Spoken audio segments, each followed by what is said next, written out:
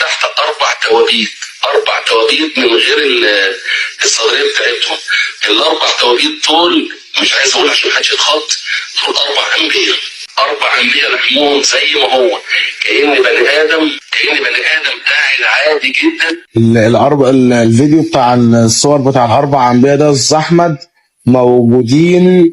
تمام، انا شفت الفيديو بتاع يعني فيديو من جثه اكنه مدفون، مش مدفون، لا هو حي، حد حي، مش ميت. من تحت كأن بني ادم قاعد عادي جدا تحت، يعني كأن بني ادم لسه مدفون دلوقتي حالا، بجلده بشعره بلحمه، مش زي الموميا اللي هي مجفه او الموميا اللي ناشف اسمها، لا ده لحم.